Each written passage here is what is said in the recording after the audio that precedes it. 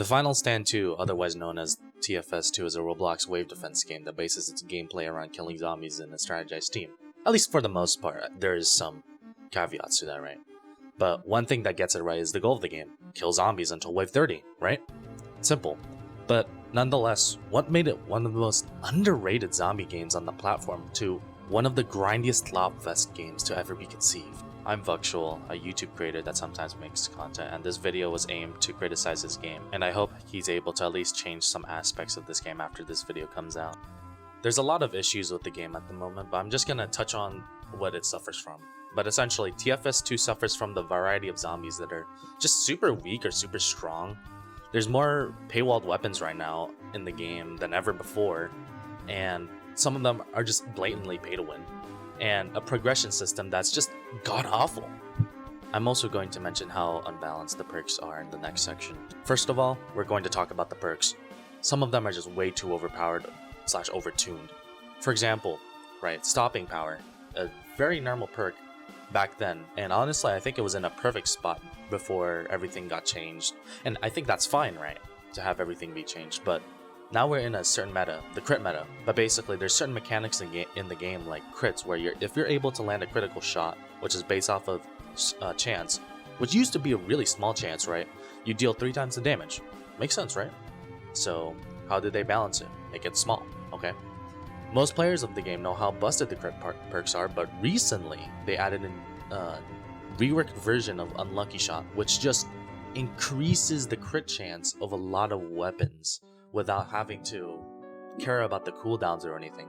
So you just have Unlucky Shot going rampant, abusing the crit function by just increasing the chances of a crit happening, and making the non-reliable damage that used to be into something that's just straight up more DPS, because you're basically guaranteed a critical shot at a certain point, which, yes, that's duh obvious, but like it's way more guaranteed than it ever was before.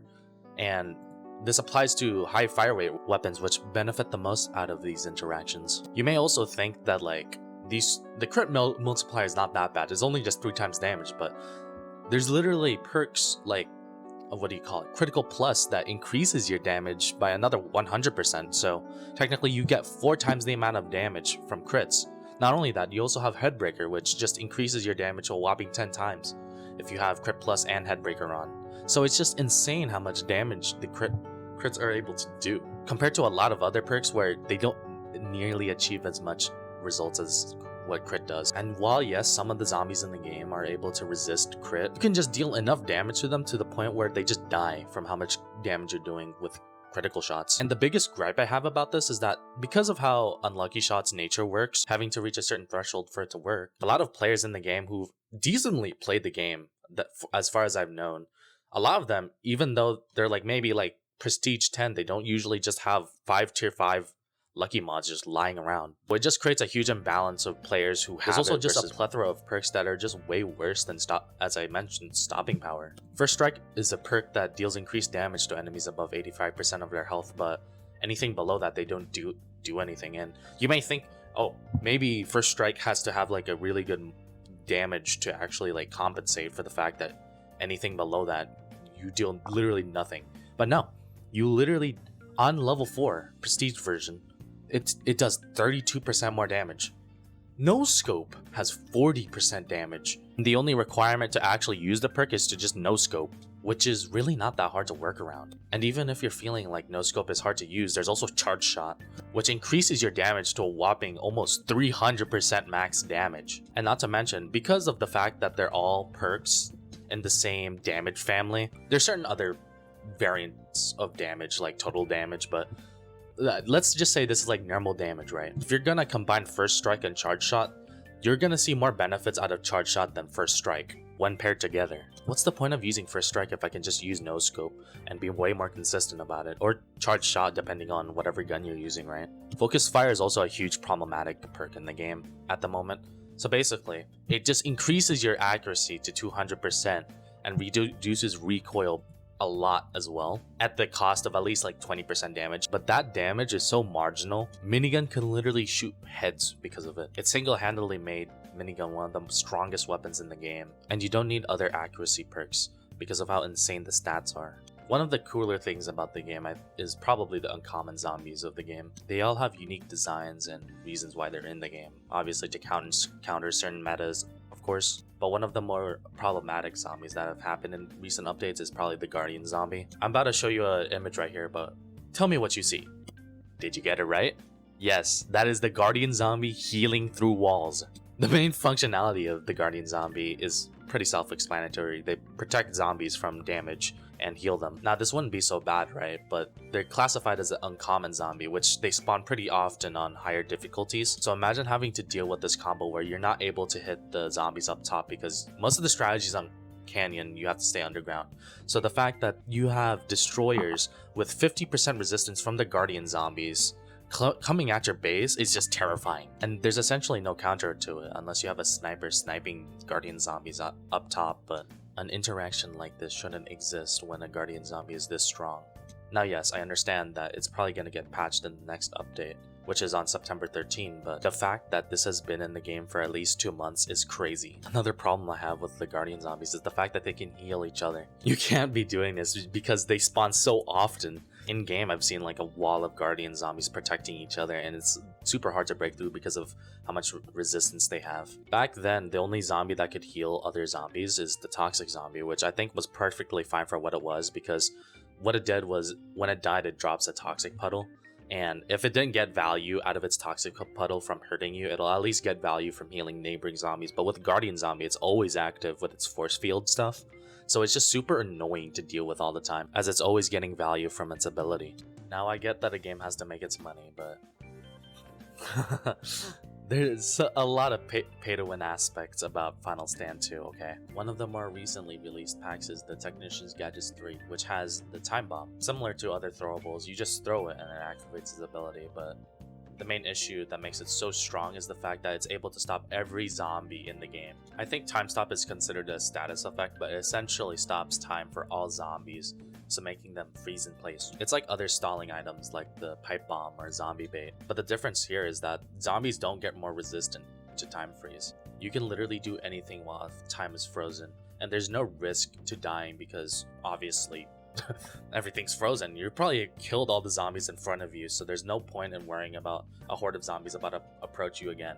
Other items like the Cryonade or Propane Can have limits to what they can do, as over time zombies become more resistant to stun if you just stun them too much. But while time is frozen, there's no limitations to that other than obviously recharge rates.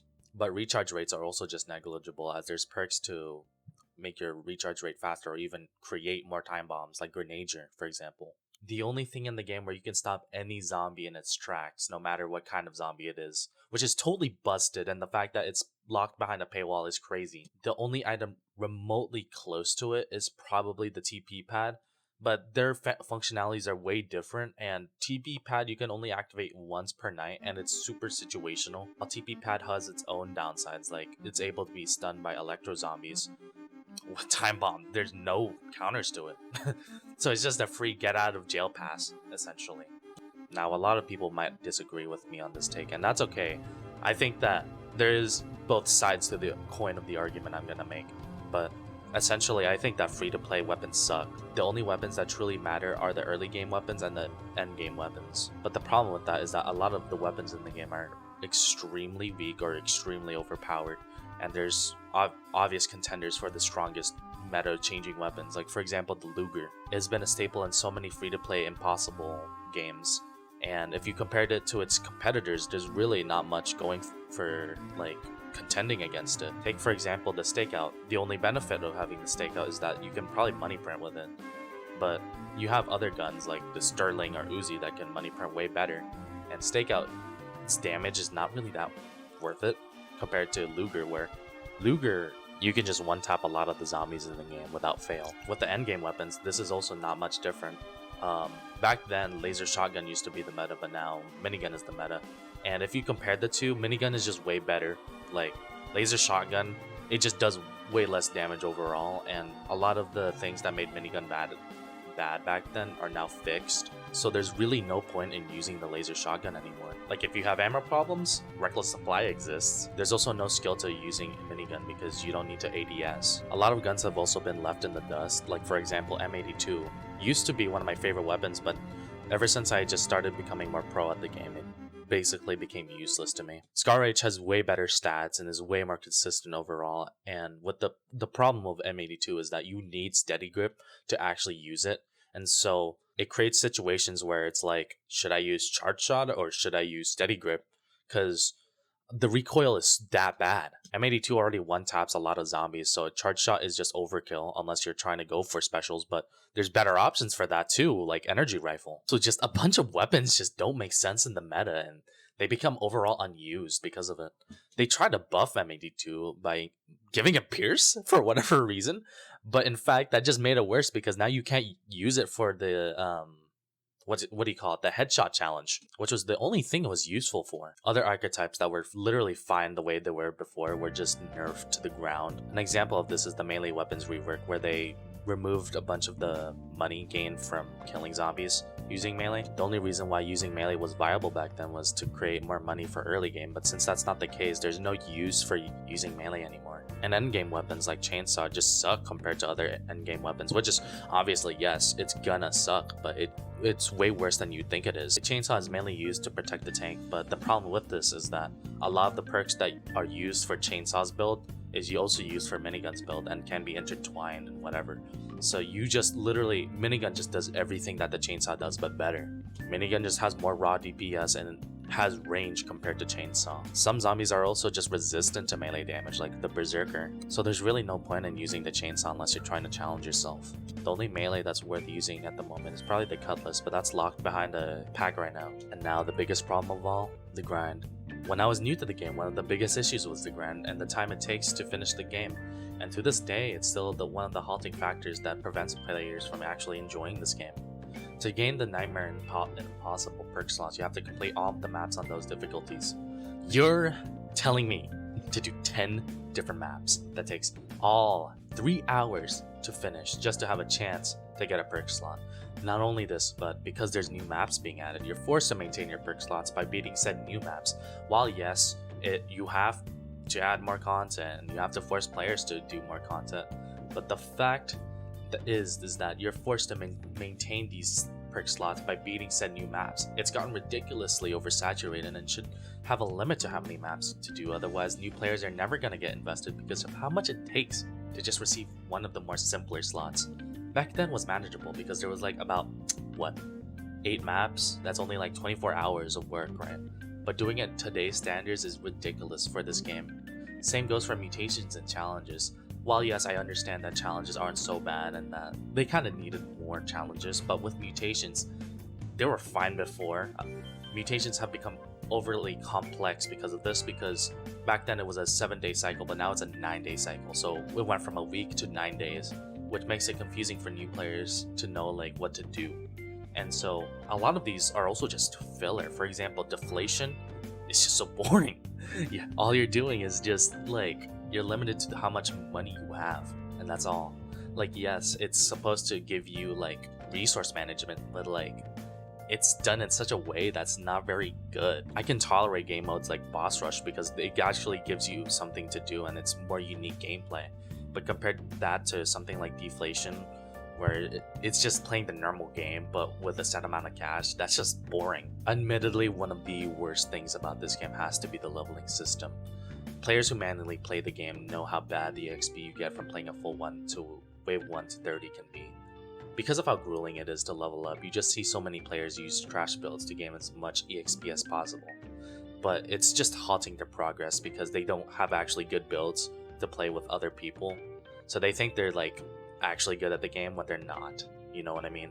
And so it's just halting their progress, preventing them from getting more slots, which is kind of the point of the game, right? But like, it's a bunch of newbie stuff and then people just quit the game because they can't actually respect or reset their perks anymore because they already used it all, and it's just a boring gameplay style. The other ways of getting EXP are not impressive either, as the quick quest system barely gives anything notable to progress, and the only things that makes them appealing is the respect perks, but that's only if you grind the game enough to get them. It just feels like grinding premium payouts because of how needless it is to take so long to level up. There's been suggestions to add 2x EXP multipliers for the weekend, having 600 upvotes on their community server, more than the game's current player count at the moment, and it's still not added. For the sake of saying this, I think that this isn't a huge issue compared to the other topics I just talked about, but it's definitely something that's irked me ever since I started playing the game, and just the fact that there's a leaderboard system. I think it's a very controversial topic for older players because they like to gatekeep the leaderboard or not, but it's like not needed for gameplay. I just think it's stupid to have a leaderboard system to progress your final slot. The hardest slot to obtain is the leaderboard slot, in which you either be top 10 on the leaderboard or be number 1, which lets you keep it forever. While yes, there's no harm in a leaderboard, but having it as a form of progression, when everything else is somewhat permanent, just doesn't make sense. You can get to max level to get LB slot for sure, but there's still more perks being added to the game, making it more temporary. There's also the problem of exploiters getting on leaderboard stealing the slot, and other old leaderboard players taking the slot when they already have it. Why would you grind it when all these other top tier players are just getting it on the whim because of their AFK macros and stuff? While the issue is caused by the players, I think it's at least still the game's fault for not trying to put measures in place to at least reward people with the permanent slot if the first person already has it on their account. Going to wrap this video up now since I've been talking for so long. The point of this video was to critique his work and let him know that there is a lot of issues with this game. It's nowhere near perfect, and that's fine because he's a solo developer, and don't give him hate for it, obviously. However, there's so many issues with the current state of the game that it cannot be ignored. I think one of the biggest things he could do to fix most of these issues is rebalance the economy of the game. Add a 2x EXP multiplier on the weekends, or at least a rework to the progression system at the moment because it's so bad, and finally make some adjustments on the zombies, whether it be bug fixes or just general stat changes.